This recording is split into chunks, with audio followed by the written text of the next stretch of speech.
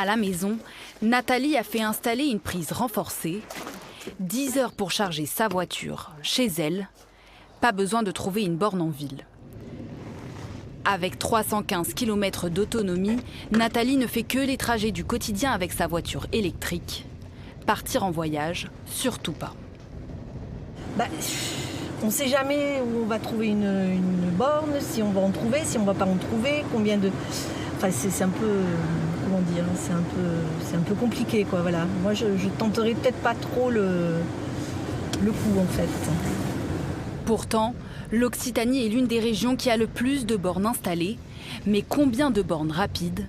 Dans l'Hérault, le réseau public Révéo propose 184 bornes de recharge, mais seulement 13 sont rapides et principalement dans le sud du département. Difficile de partir à l'aventure avec sa voiture électrique. Il y a des coûts importants et on ne peut pas se permettre d'absorber les coûts de 30, 40 ou 50 bornes nouvelles du jour au lendemain.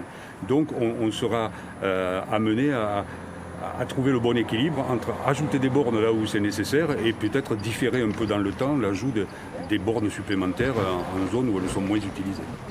Le temps de la recharge dépend de la puissance d'électricité délivrée par la borne.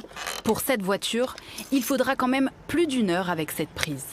Donc la prise T2, très utilisée ici parce que c'est celle qui permet d'alimenter les Zoé qui sont les véhicules électriques les plus répandus pour l'instant en France. Et pour une charge beaucoup plus rapide, en 30 minutes, 2 prises, la CHAdeMO et la Combo. Entre janvier et mai, le nombre d'immatriculations de véhicules électriques en Occitanie a augmenté de 72% par rapport à la même période en 2019, soit près de 3000. Pour soutenir cet élan, le gouvernement veut donc 100 000 points de charge en France d'ici la fin 2021. Pascal Vabré, maire du Triadou, il veut une borne rapide dans sa commune. Au niveau de notre commune, ça va amener du service, un service supplémentaire, comme un distributeur appelle, mais à notre niveau. Ça va pouvoir permettre de s'intégrer aussi au niveau de la communauté de communes du Grand Pic Saint-Loup en termes de maillage de bornes électriques. Donc ça c'est important aussi parce qu'on parle beaucoup d'écomobilité, de e-mobilité.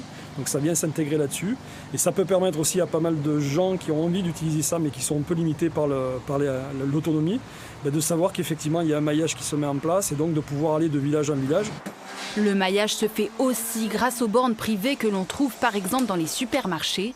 Reste tout de même la question de recharger sa voiture sur les grands axes.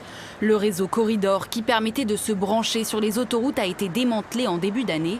Le gouvernement a annoncé une enveloppe de 100 millions d'euros pour installer des bornes rapides dans la totalité des aires d'autoroute. Encore faut-il que la prise et votre véhicule soient compatibles et que la borne soit libre.